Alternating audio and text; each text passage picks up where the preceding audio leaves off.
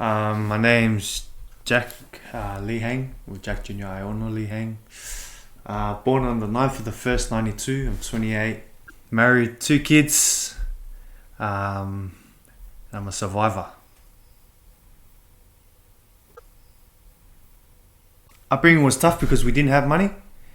We didn't really have anything. Our parents used to fight a lot. You know, my dad had his addictions, and so did my mum to an extent. And the first time it really affected me, I remember it was my 10th birthday, and it was my first birthday party I was ever supposed to have. And I remember I invited my mates, one of my best mates at the time, and my cousins. And I remember my mum mopped the house, got it all clean and stuff, and like I had everything set. You know, when you're young, you're gonna stay up and eat pizza and have cake and play games and yada yada yada. So I was like full excited for this sleepover. And then it came to like everyone coming and no one came. And then my dad wasn't home. I was like, what the hell was going on? And no one was there, eh? My mum was like starting to freak out too. I was like, well, what's going on? I remember my dad came home and I heard my mum and dad started fighting outside. And my mum goes, you come outside and tell, everyone calls me JJ and my family's like, JJ, come outside, your dad wants to tell you something. I was like, hey, what's up? And my dad was like, all your money that was for your birthday, I spent at the TAB, and I went to all your friends and cousins' house and said the party's been cancelled. It was like my heart was torn to pieces that night, and ever since then, that's when my mindset, that's when this really affected me, because I understood the effects it could have on my life. And this happened throughout my life, you know, like my dad's gambling addiction, and then through that my mum developed a drinking problem, where she'll drink her pain away every night. And then she used to become overly affectionate towards me, sort of like, because she was craving that affection from my dad, she wanted it from me. And as a 10, 11 year old, I didn't know how to give that affection. So then it really affected my mindset emotionally, how to treat women, how to show affection, how to trust people, how I handle emotions, because it bottled up into rage, how to affect my concept of looking at parents, because I looked at other parents and I was like, fuck, they get everything and they get treated good. And it affected my way, really affected the way I looked at life in general, to be honest. Remember I was watching something on YouTube, and it was about a footy player in Townsville that he took his own life, a young kid. And for some reason I connected with him because I used to play footy, like I understood the struggle, and I was like, this is going to be me. But the scariest part was at that moment in time when this happened, it wasn't the fear of killing myself that wasn't why I was at my lowest. The lowest was because that was the first time that my body, my emotions, my thoughts, my feelings just went completely numb. The only emotion that I could feel at that time was fear. Me and my wife just got married. We came back from Samoa, and I remember laying in bed, and I was laying next to my daughter, and all of a sudden I had my daughter, who's now 5, turning 6 next month. She was 2 at the time, and I remember I was laying next to my daughter, and this thought came into my head: you have to kill your daughter. And it sort of freaked me out, like I didn't know what to do, but it scared me. And yeah, that's when I had my first major panic attack, because I didn't know what was happening.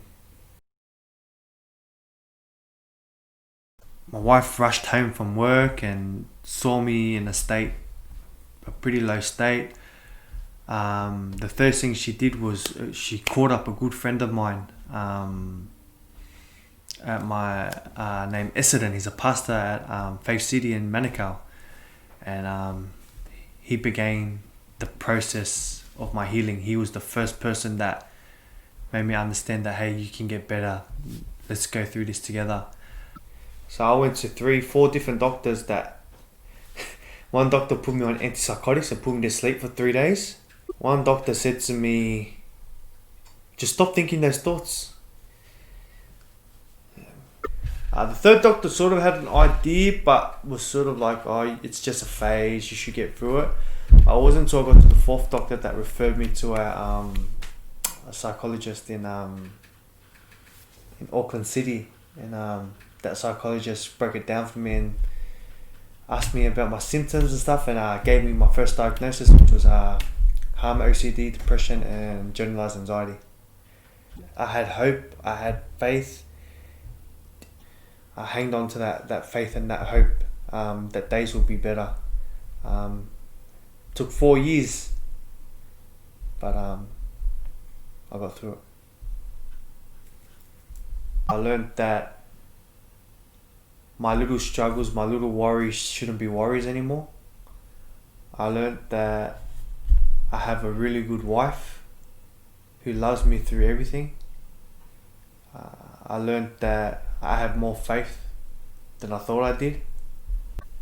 Getting the right help and getting the right treatment and having the right support will help you overcome your mental health battles. I learned things about myself, that I'm stronger mentally than I ever thought I was.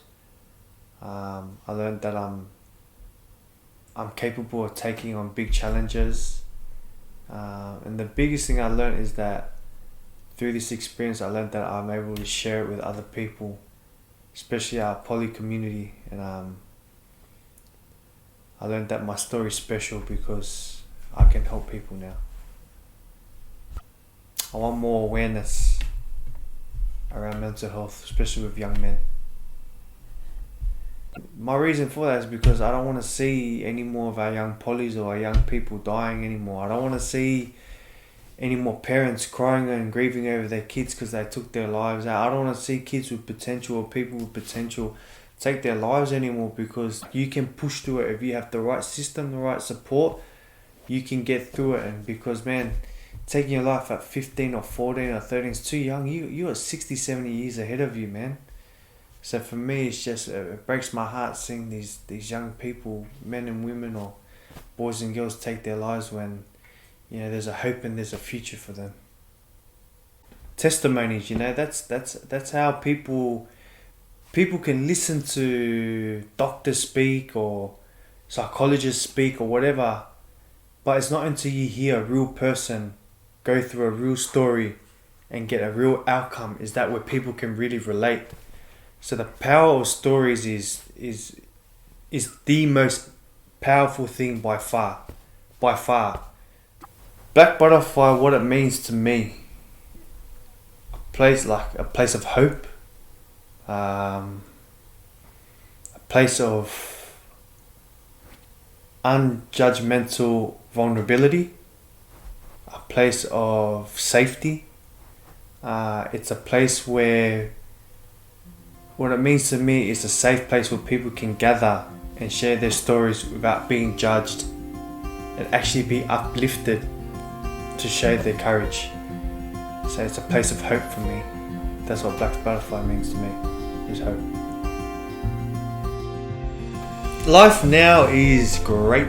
I still have my struggles, but I know how to overcome and I know how to manage. Man, I've got a crazy good job that lets me make a good living and spend time at home. I'm feeling fit, I'm feeling healthy. I have 2 beautiful kids.